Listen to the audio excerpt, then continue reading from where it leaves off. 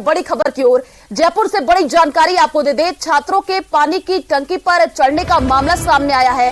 पानी की टंकी से छात्र नेता उतरे हैं और करीब 3 घंटे की मशक्कत करके दोनों को नीचे उतारा गया है। हनुमान बेनीवाल के ट्वीट के बाद छात्रों ने प्रशासन की बात मानी है। पुलिस प्रशासन ने अब राहत की सांस ली है। तो छात्रों के टंकी पर चढ़ने का ये पूरा मामला सामने आया है और करीब 3 घंटे की कड़ी मशक्कत के बाद इन छात्रों को मनाया गया। उसके बाद से हनुमान बेनीवाल के ट्वीट के बाद से ये छात्र माने हैं और टंकी से नीचे उतरे हैं।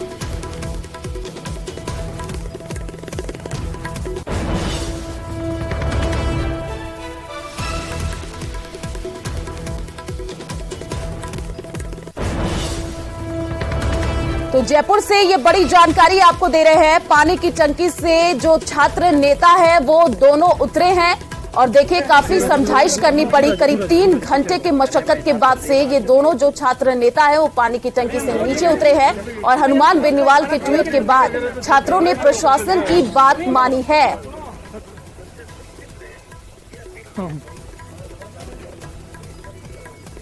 तो पुलिस प्रशासन ने राहत की सांस ली है। काफी समझाइश के बाद ये जो छात्र नेता है ये माने हैं, उसके बाद से वो टंकी से उतरे हैं। देखिए तस्वीर के माध्यम से भी आप देख पा रहे हैं, जो छात्र नेता है वो टंकी पर चढ़े हुए नजर आए।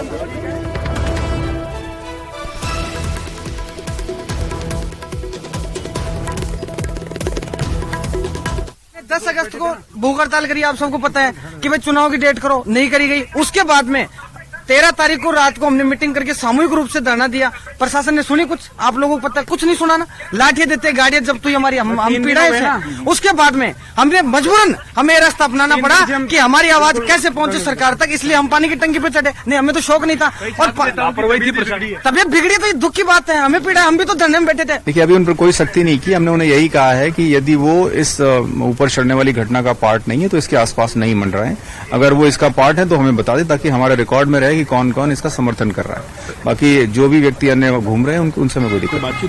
छात्र संघ चुनाव कराने की मांग को लेकर के लगातार छात्रों का आंदोलन चल रहा था। इसी बीच में आंदोलन उग्र हुआ और राजस्थान यूनिवर्सिटी में आरएलपी समर्थित जो 2 छात्र नेता थे वो पानी की टंकी पर चढ़ गए। छात्र नेता विनोद बुदोली और कमल चौधरी दोनों पानी की टंकी पर चढ़े। 3 घंटे तक लगातार ये ड्रामा यहां पर चलता रहा।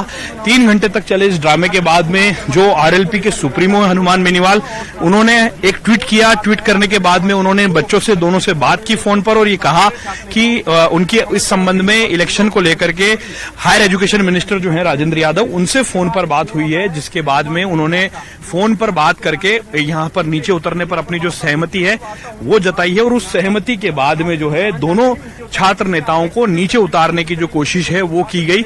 और देखिए आप तस्वीरों में नजर आ रहे दोनों छात्र नेता जो है मोबाइल फोन के साथ में पूरा बैग लेकर के पूरी तैयारी के साथ में ऊपर चढ़े थे और सिविल डिफेंस की टीम ने जाल बिछा करके पूरी कोशिश की कि इन्हें किसी तरीके से ये नीचे ना गिरे या कूद नहीं पाए, इसलिए जाल वाल बिछा के पूरे रेस्क्यू का इंतजाम किया गया था। पुलिस के आला अफसर जो थे वो 2 घंटे तक समझाइश करते रहे, लेकिन हनुमान बेनीवाल की बातचीत के बाद में ही ये डेडलॉक टूट पाया और हनुमान बेनीवाल जो आरएलपी के सुप्रीमो हैं उन्होंने बातचीत करते हुए इन दोनों को जो है वो यहां से नीचे उतारने में जो ये कह सकते हैं पुलिस को भी कामयाबी हाथ लगी है और दोनों ही छात्र नेता जो हैं उन्हें उतारने का काम जो है वो किया गया है। जिसके बाद में पुलिस प्रशासन ने, यूनिवर्सिटी प्रशासन ने और सरकार ने जो है, सरकार की एजेंसीज ने इस पर सीधे तौर पर राहत जो है वो पाली है। लेकिन बड़ी बात यह है कि गांधीनगर थाने के ठीक नजदीक में राजस्थान यूनिवर्सिटी परिसर के अंदर जो ये पानी की टंकी मौजूद है, जो पूर्व में भी चर्चाओं में रही है, जहां पर ये दोनों छात्र चढ़े थे और उसके बाद में यहां पर तमाम इंतजामों की पोल खुली, पुलिस को सूचना मिली, पुलिस की टीमें यहां पर पहुंची और उसके बाद में एक एक करके अब यहां पर पुलिस के तमाम अधिकारी पहुंचे। अब समझाइश की गई, समझाइश के बाद में ये लोग नहीं माने पुलिस की बात, लेकिन जो आरएलपी के सुप्रीमो हैं उन्हें बीच में दखल देना पड़ा। उन्होंने बात की हायर एजुकेशन मिनिस्टर से, उसके बाद में वो एक ट्वीट करते हैं। पूरा नाटकीय घटनाक्रम जो है वो चला और उसके बाद में ये दोनों छात्र जो हैं उन्हें नीचे उतारने में प्रशासन ने कामयाबी हासिल कर ली है। इन दोनों छात्रों का नाम जो है विनोद भूदोली और कमल चौधरी है। दोनों ही जो है आरएलपी की तरफ से राजस्थान यूनिवर्सिटी के अंदर जो है वो छात्र संघ चुनाव की तैयारी कर रहे थे, और जब से छात्र संघ चुनाव को लेकर के ये जारी हुई सूचना कि चुनाव नहीं होंगे, तब से ये छात्र एनएसयूआई के छात्रों के साथ में लगातार जो थे हड़ताल पर थे, भूख हड़ताल पर थे, और भूख हड़ताल से ही चूक पा करके, मौका पा करके ये दोनों पानी की टंकी पर चढ़े, और पानी की टंकी पर चढ़ने के बाद में इन दोनों को उतारने के लिए पुलिस प्रशासन को खासी मशक्कत जो है वो करनी पड़ी। ठीक है, आप लोगों की कल वार्ता करा तो प्रशासन से भी हमारी वार्ता हुई। माननीय कुंवर राजदीप जी आए हैं, उनसे वार्ता हुई, उन्होंने भी कहा है कि कोई दिक्कत नहीं है, हनुमान जी से बात हो गई, आप लोग आ जाओ और अगर कल आपकी वार्ता करवा देंगे। सकारात्मक बात नहीं होती है तो रालोपा तो हम फिर बहुत बड़ा आंदोलन, प्रदेश स्तरीय आंदोलन तो होगा ही, हम दोनों फिर किसी बड़े आंदोलन की तैयारी कर सकते हैं। ये हम आपको, प्रशासन को और सरकार तक पहुंचा देते हैं।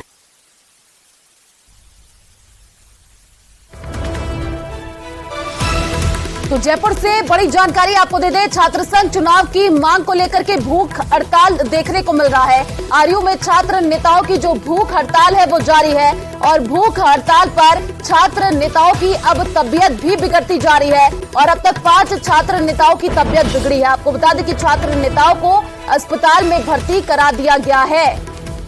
तो छात्र संघ चुनाव की मांग को लेकर के देखिए, जो भूख हड़ताल पर जो छात्र है वो बैठे हुए भी नजर आ रहे हैं, और अब तक 5 छात्र नेताओं की तबीयत भी बिगड़ी है।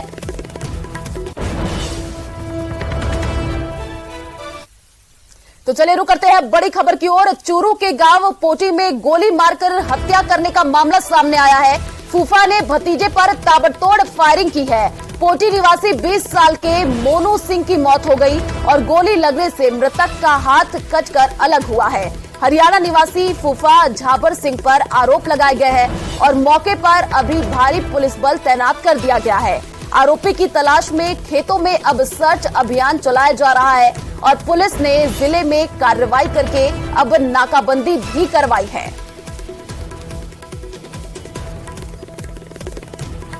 तो चूरू से ये जानकारी आपको दे रहे हैं, जहां पर फूफा ने भतीजे पर ताबड़तोड़ फायरिंग कर दी है, और अब इस पूरे मामले की जांच पड़ताल में पुलिस जुटी हुई है। फायरिंग में पोटी निवासी 20 साल के मोनू सिंह की मौत हो गई, और गोली लगने से मृतक का हाथ जो है वो कटकर अलग हो गया। हरियाणा निवासी फूफा झाबर सिंह पर आरोप लगा है, जिसके लिए अब पुलिस सर्च अभियान चला रही है, और मौके पर भारी पुलिस बल भी तैनात कर दिया गया है। अलग अलग जगहों पर आरोपी की तलाश की जा रही है, और खेतों में अब सर्च अभियान पुलिस के द्वारा चलाया जा रहा है। साथ ही पुलिस ने जिले में अब नाकाबंदी भी करवाई है। तो चूरू से ये जानकारी आपको दे रहे हैं, जहां पर गोली मारकर हत्या करने का ये पूरा मामला है। फूफा ने भतीजे पर ताबड़तोड़ फायरिंग कर दी, और हरियाणा निवासी फूफा झाबर सिंह पर आरोप लगा है, जिसके लिए अब पुलिस सर्च अभियान चला रही है। चप्पे चप्पे पर पुलिस की तैनाती भी नजर आ रही है, और खेतों में अब सर्च अभियान चलाया जा रहा है। आरोपी की तलाश की जा रही है।